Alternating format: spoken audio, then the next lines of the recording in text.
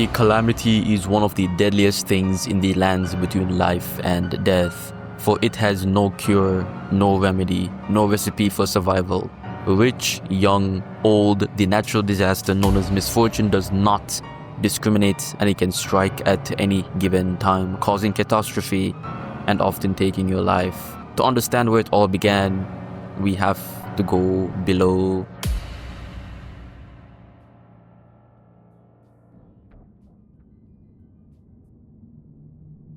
To understand the calamity, we must first understand the wonder of you. And to understand the wonder of you, you must first understand the shadow. There are many misconceptions regarding the concept of shadow. It is commonly seen as evil, dark, and something to be avoided. However, this is not the case. The shadow is not a detached thing that is not part of oneself, or the embodiment of the devil. It is a part of you. It cannot and should not be avoided, for you will be going against yourself. The wonder of you is not an automatic stand like some people seem to believe. It is not a separate entity from Toru. The misconception that Toru has no control over the wonder of you is completely baseless, as that would mean that Toru does not understand or acknowledge his shadow. And without the shadow, the wonder of you would never exist. We must recognize that we are capable of both good and evil. That is the only reality. To deny darkness is to deny half of oneself. The shadow is not to be seen as our enemy, but our friend. It contains pure gold, waiting to be integrated into our personality. The wonder of you is an extension of Toru's will. It is his shadow. Toru is powerful because he is one of the few individuals who is fully capable of acknowledging his shadow and coexisting alongside it, rather than denying or resisting it. Toru understands that despite his knowledge, his youthful appearance prevents his innovative ideas from being respected. It's almost like a curse, a natural calamity he cannot control. But instead of struggling against the flow, Toru is able to adapt. As such, he steals someone's identity, the identity of an elderly man. He does this to have the facade of someone he is not.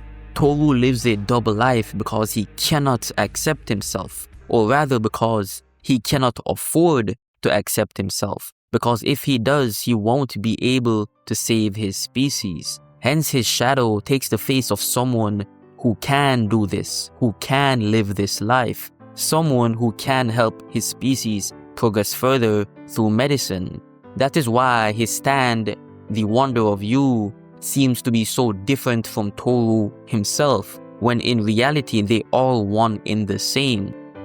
When no one else can understand me, when everything I do is wrong, you give me hope and consolation, you give me strength to carry on, and you're always there to lend a hand in everything that I do. That is the wonder of you.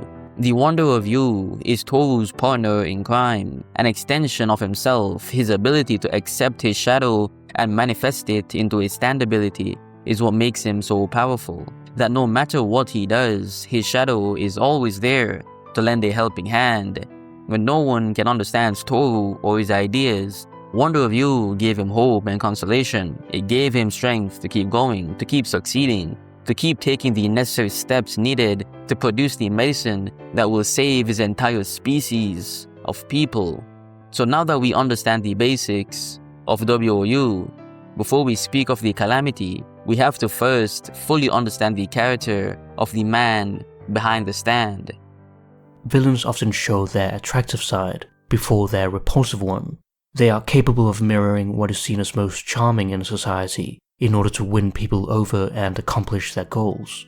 The psychology of the villain can best be explored in the so-called dark triad traits: narcissism, Machiavellianism, and psychopathy. Villains often show their attractive side before their repulsive one.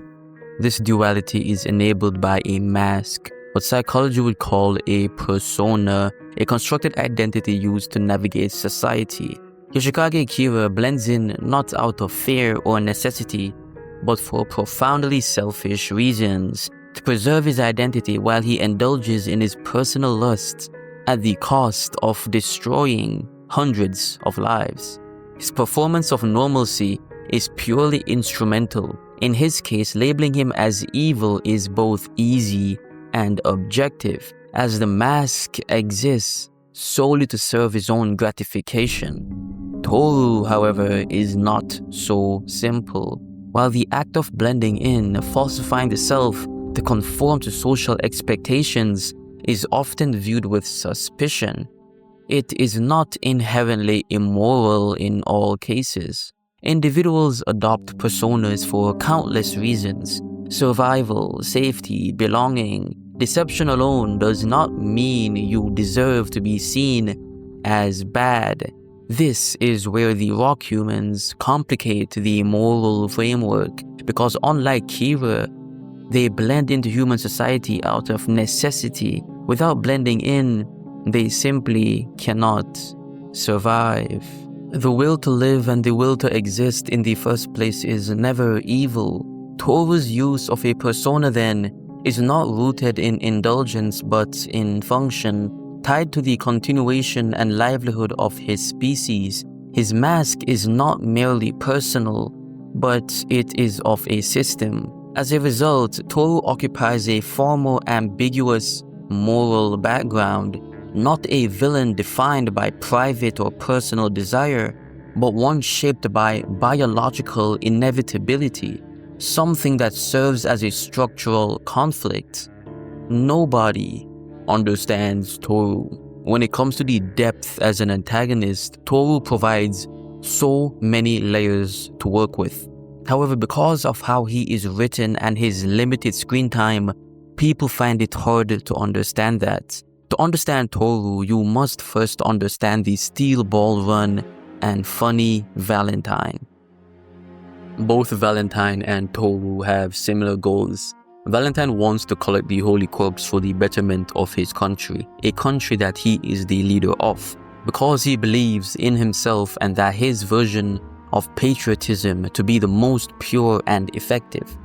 With the Holy Corpse, Valentine could prevent strangers from wreaking havoc on his country alongside using the corpse to keep his people safe. If he does not collect the Holy Corpse, he deems this to be a great hazard, because that means it will fall into the hands of someone else. A dangerous object like the Holy Corpse that controls fortune and misfortune cannot be in the hands of someone with no moral compass. You experienced it, didn't you? Only things of happiness and beauty gathered towards the corpse. Things of unhappiness and cruelty were blown away somewhere, having someone else bear the brunt. For argument's sake, think of what would happen if it were to be handed over to some rule-flaunting lowlife bastard on the other side of this world. He would only think of using it for the things he wants. Lowlife things, petty things. One can only imagine what deplorable events would then be in store for the future of this country. That is one scenario which I must prevent. Like Valentine, Toru is desperate to obtain a powerful artifact, in this case the Wakaka fruit. Obtaining and advancing the fruit takes a great step in medicine and science, and with this knowledge he could make a name for his species in the world, doing it the right way, playing by our rules. With the money and attention that the rock humans would get from this medicine, they would be able to acquire power and status, allowing them to survive and insert themselves into the supply and demand of human life, no longer living as parasites, but to be given a chance to be free and live as real people. These two villains are one and the same. They both want to obtain powerful artifacts to help and protect the people who depend on them. For Valentine, that is his country. For Toru, it is his species. Villains don't often sit and explain their life story and their motivation, but Valentine was making a case for his survival, so the story naturally allowed for this. It naturally allowed for Valentine to explain himself, and this exposition won the hearts of fans and almost even got the main character believing him. This works because Valentine was shot by the infinite rotation and was going to die. he had to convince Johnny to shoot his D4C with the opposite rotation, meaning that essentially Valentine is begging for his life. He has to give exposition. He has to convince Johnny Joestar. This allows us to enter his head and understand the character on a man-to-man level, a deeper understanding. Toru was at no point ever in this situation due to how complicated his stand was, and even if he did get the opportunity to explain himself, Valentine is the only JoJo villain with that much natural charisma and speech ability. He is the president. And even if Toru got the opportunity to explain himself, even if Toru had more charisma, I'm gonna be completely honest, the Higashikata family are a bunch of monsters. They would not listen to him. Toru doesn't have as much exposition as Valentine, but reading through the lines and paying attention to Jojolion upon reread, Toru has so much depth that I believe Araki sees that he kinda missed out when he rushed to end Jojolion. In my opinion, Toru deserves a novel in the future. You see, Toru's species are a distinct subspecies of life that evolved alongside humans. Unlike humans whose bodies are built on carbon, rock humans are composed primarily of silicon, which gives them unique physical traits. They can harden into stone, endure extreme temperatures, and things of that nature. Due to their physiology, they are naturally an isolated species. Their instincts do not drive them towards community or cooperation, making meaningful coexistence inherently difficult. They do not form familial units, and they typically view relationships as transactional rather than emotional. However, this is a generalization of this species. But to evolve as a species, people have to learn on a mass scale. Your morals are based on your environment. That is how the brain works, not just for humans, but for animals alike. It's not that he is incapable of empathy. It's just that, like a child, rock humans as a group would have to develop these neurons in their limbic system. But because of the environment, a lot of them simply never got to develop these things. Similar to many humans who are raised in isolating environments, they never got to develop empathy. It is a reward system. Learning the ethical difference between right and wrong at a young age allows your brain to adapt. Once it's adapted, growing up, you are able to link it to your emotional system and it sticks with you. You can now feel the difference between the two and choose to act on your own. This is what normal people do. When you get older, if you did not learn these skills, it can be nigh impossible for you to learn and believe in a moral code. You are more than likely now an adult and intelligent enough to understand morals. However, understanding and learning are two different things. What happens to you when you're young is that you're impressionable and stupid. So your parents take advantage of that to try to teach you the right thing. Those who do not have that figure in their lives will not learn the difference. Once they are adults, they will know the difference on an intelligent level, but they will not feel it within their hearts. Toru can understand empathy, and his intelligence may make it seem as if he has it. His intelligence can allow him to apply it in the right situation, to blend in. And once you're older, this is the only option you do have, to understand it and apply it in the right situations. However, you yourself do not believe in it.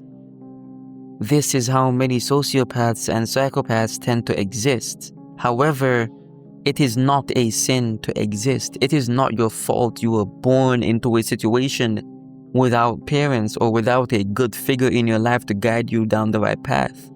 Just because you don't have that does not mean you don't deserve to exist.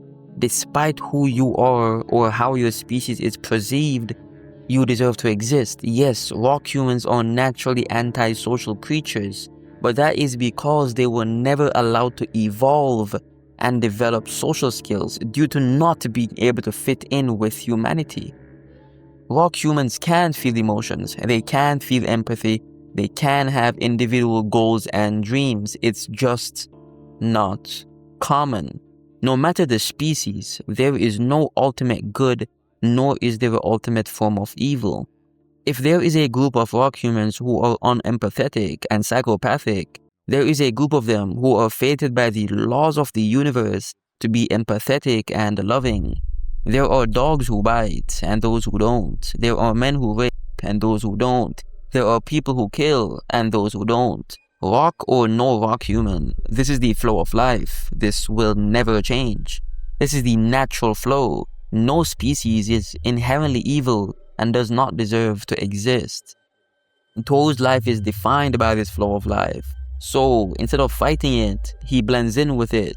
And anyone that can accept their shadow and accept this flow will without a doubt have a powerful standability, similar to ambitious and powerful men like Valentine, Diavolo, and Dio. Toru is frequently described as cold, inhuman, even psychopathic, rightfully so, as a rock human. Yet when placed beside other Jojo antagonists, human beings, some who even had good childhoods and good parents, the irony becomes unavoidable. It is unfair, because he is one of the least evil villains in the entire series. This contradiction exists because Toru's harm is structural rather than interpersonal. He does not derive pleasure from suffering. He does not seek domination for egotistical purposes, and he does not obsess over personal grievances. His violence is indirect and utilitarian. On multiple occasions, Toru tells his opponents, "Do not chase me, you will die because of it." And regardless of this, they still pursue him to obtain a fruit with magical qualities that does not even belong to them. A fruit that Toru put decades of hard work into creating. Compare this to Dio, whose cruelty is intimate evil. Dio delights in humiliation, corruption, and control. His evil is emotional. He is a hurt man who does not care about others. He willfully causes harm just because he can. Yoshikage Kira, while quieter, is the worst of the bunch. His murders exist to preserve his comfort and satisfy his lusts. Diavolo rules through paranoia and fear, erasing subordinates to protect his identity. He is obsessed with power and murder, and even though he was given a good childhood, Diavolo is a monster personified. He was born without even showing a single emotion. Pucci cloaks cruelty in spiritual rhetoric, forcing humanity into a situation they never even consented to. He is a selfish, insane fanatic that tries to control everything, even the things he has no business controlling. Funny Valentine, even though ideological, though intelligent, is willing to massacre innocents across dimensions to satisfy a nationalist vision that ultimately centers himself as the moral authority. And once his life is in danger, he begs, lies, and manipulates, telling personal stories, trying his best to seek sympathy solely for the reason of getting his opponent off guard and killing them. A politician, true and true. Toru, by contrast, is almost tame. Toru is evil, but he is the greyest of the black sheep. Even his stand reflects his detachment. The wonder of you does not attack out of anger or malice. Calamity occurs not because Toru hates someone, but because they insist on pursuing him. The harm is triggered by a fixation, and this is where the irony gets even worse. Toru is meant to embody a lack of empathy, yet he does not engage in the emotional sadism that defines most villains. What Toru simply wants is coexistence, but despite being the best of the rotten bunch, Toru is still rotten, and I'll get to that.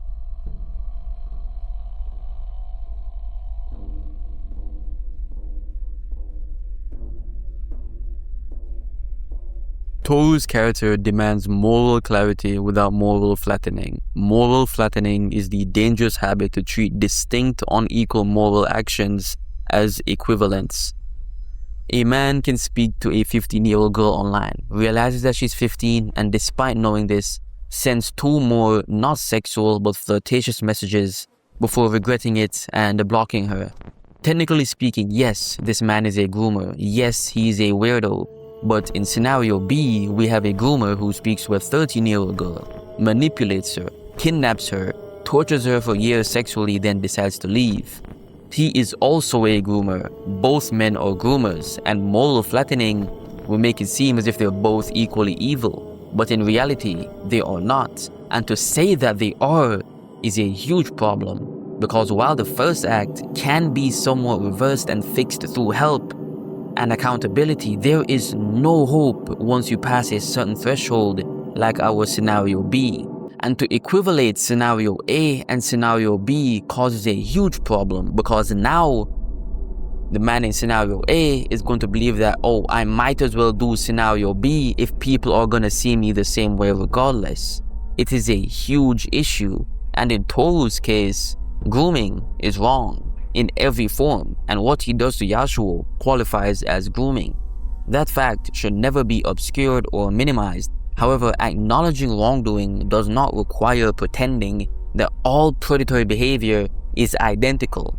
Treating every instance as morally equivalent is not only inaccurate but actively harmful, because it collapses meaningful distinctions that allow us to properly understand, prevent, condemn, and fix situations. Toru's defining psychological trait is not sadism, but detachment. He does not impose himself emotionally or physically, nor does he seek control through fear or dependency. His method is to blend in, remain distant, and limit interaction. When he first encounters Yasuo, he asks her to use her phone to identify someone, says thank you, then leaves. This pattern repeats itself. He appears, requires minor assistance, expresses gratitude, then disengages. There's no evidence of emotional manipulation or sexualization during Yasuo's childhood. This does not make his behavior acceptable, but it makes it specific, and specificity matters in moral analysis. Importantly, the narrative does not state or imply that Toru engaged in sexual activity with Yasuo before she was of age. The relationship begins only once she is legally an adult. This distinction does not absolve Toru, but it defines the nature of his wrongdoing. Grooming exists on a spectrum, and while no point on that spectrum is permissible or correct, some forms are far more severe than others and should be treated as such. If Toru had kidnapped Yasuo as a child, repeatedly assaulted her, and forced isolation her for years, he would represent a categorically different level of evil that he is not. Anyone who claims that these scenarios are identical and equal are not engaging in serious ethical reasoning. Toru's behavior suggests a warped attempt at restraint rather than an absence of boundaries. He appears to believe he's taking the higher road by avoiding sexual contact until Yasuo is of acceptable age, maintaining distance and not escalating their interactions. But it does reflect moral simulation, the imitation of ethical behavior without full emotional understanding of why that behavior matters. And this is what I spoke about earlier, about the learning morals and ethics and understanding them. Toru follows rules because they exist, not because he fully grasps their importance or their significance. This incomplete morality is shaped by his origins. As I said before, Toru was not raised within a human emotional or ethical framework. He was not socialized through care, guidance, or accountability. Expecting fully integrated human empathy from someone like this, someone formed by isolation and survival, simply misunderstands how moral development works. Context, obviously, does not excuse his actions. Toru is a groomer, but it explains why his ethics are rather procedural rather than emotional, rule-based rather than compassionate and ethical. The same logic applies to Toru's use of lethal force. He consistently warns people not to approach him and make the consequences explicit. He lets them know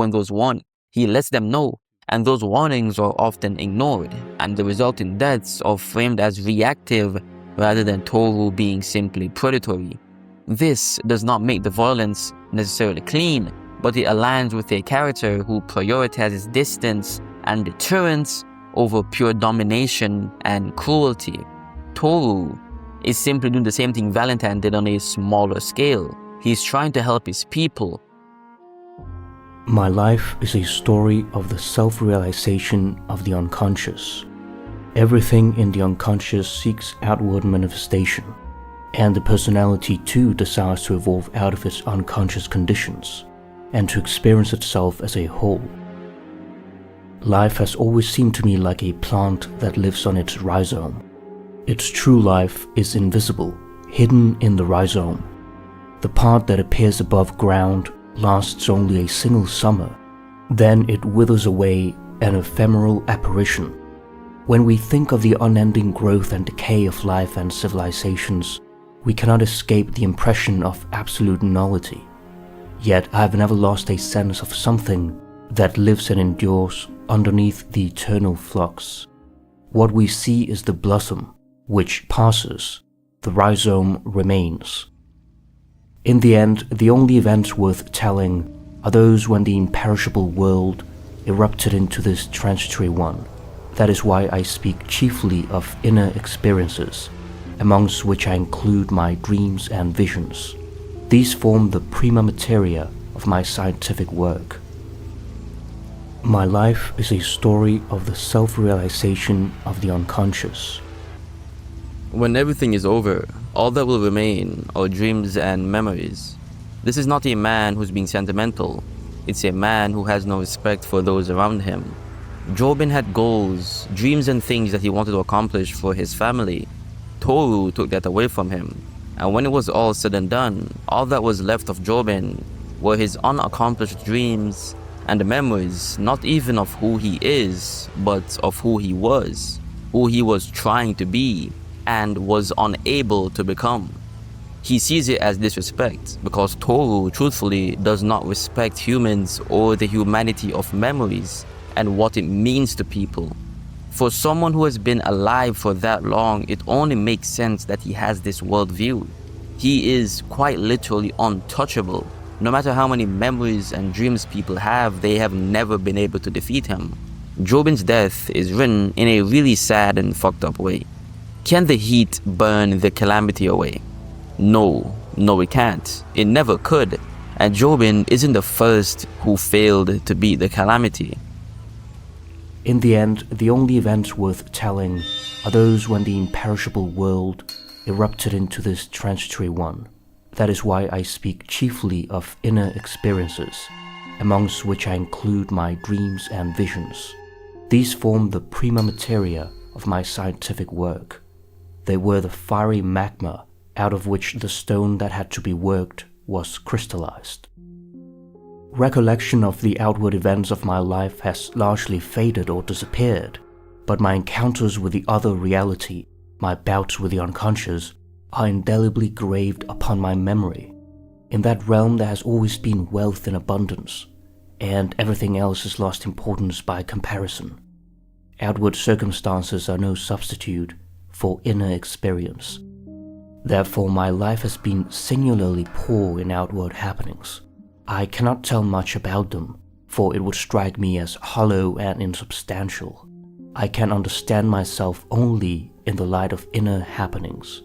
It is these that make up the singularity of my life. Dreams and memories are the longing evidence of failure. There is a rock atop some other rocks, Higashikata.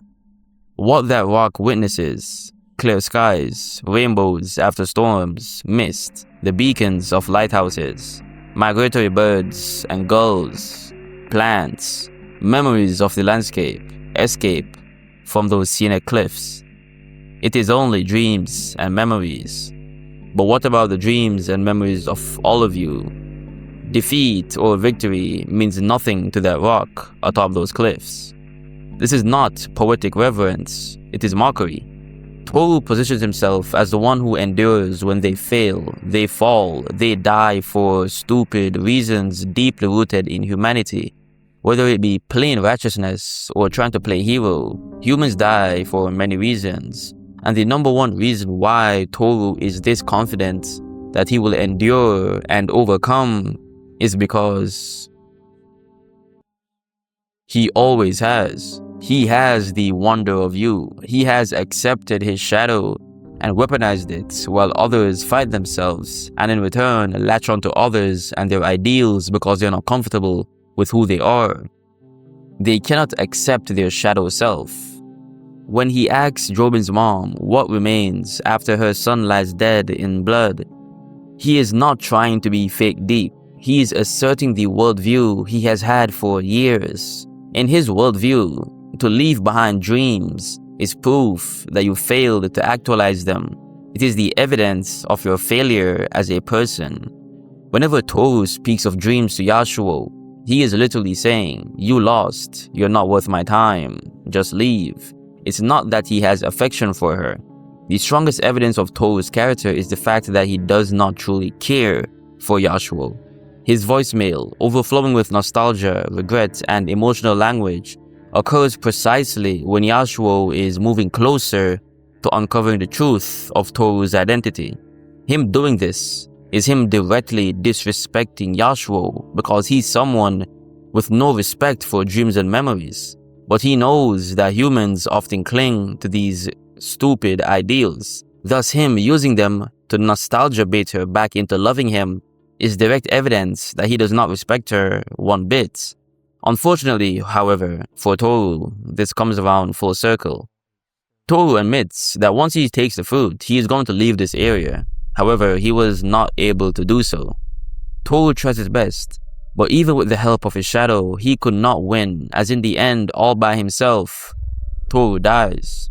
And when he dies leaving behind exactly what he despised most: dreams and memories. His failure is complete, not because he is killed, but because his goal is unrealized, and it never will be. Meanwhile, Kato and the Higashikata family prove him wrong in the end. Sure, they might have lost some numbers, but their dreams and memories will not just float around, being nothing but hopes and dreams that will never actualize into something. In reality, the dreams and memories that they had will be passed on to the next generation of the family, realized by others, and it will become something in the future. Something Toru, as a rock human, could never comprehend until his final moments. Which is why I would love to believe that one day, maybe further down the line, someone can be his successor. Someone down his ancestral line. Because truthfully, Toru tried to do so much for the rock people. Despite being who he is, it would be really sad for him to leave nothing behind. Not a single dream or memory to be inherited by someone for him to carry on his legacy. But more than likely, he won't, because that is the point of the character. But I still wish that he left something behind for someone to pick back up after him. Toru, like Valentine, believes in sacrifices for the greater good. It is my sworn duty in this world to guarantee the safety of the people of my country. That is what it all comes down to. This Steel Ball Run race has occurred for that end. Having the stand users collect the Holy Corpse was the one and only way. As you would know from world history, during times of dramatic change there is always battle. But on the other hand, because there are sacrifices that occur from battle, important things can be obtained. Those who died in this race are a necessary casualty. I believe I have made no mistakes in my actions. Toru, like Valentine, believes in sacrifices for the greater good. Sacrificing a few lives to ensure the artifact to save their species is intact and fine. Toru's greatest strength is also his biggest flaw though. His absolute faith in his version of the truth. His belief in his inevitability. Because no one has proved him wrong, or rather because he saw himself so far above everyone else that he was not able to relate to them or to learn and communicate with others. And slowly he was poisoned by his own ideology, sealing his fate before he could even realize it. Through the wonder of you, Toru aligns himself with calamity, a interpersonal automatic force that punishes pursuits. Calamity does not choose, it does not judge, it simply flows. Toru mistakes his inevitability for invincibility, believing that because he is the rock at the top of the mountain, that he is untouchable, when he should have realized that because he is the rock atop the mountain, that no one is untouchable, not even him.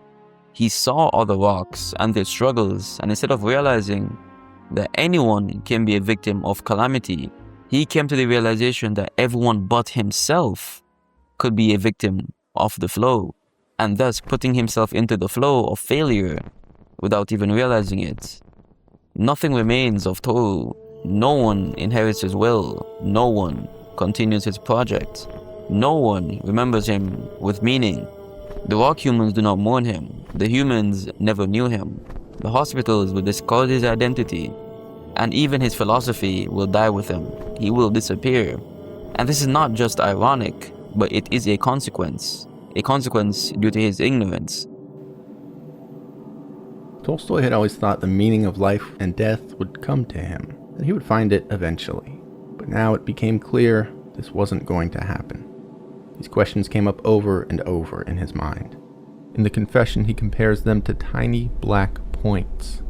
They were few and far between initially, but were coming together to form a single, unignorable, dark stain. They were, he said, like an illness ignored by a patient. The symptoms occurred with increasing frequency until they turned into one continuous duration of suffering. Suddenly, the patient would discover the truth. What was once a mild illness had now become death. Tolstoy was a famous intellectual. He had access to the greatest knowledge history had ever produced. No library would refuse him entry. He could sit down and have conversations with the wisest men in the world, and so he did. But through all of this, Tolstoy found no answers. He was instead overtaken with an intense depression. His thoughts turned to suicide, and these suicidal ideations became as normal to him as self-preservation once had been. To end his life felt as natural as eating or sleeping.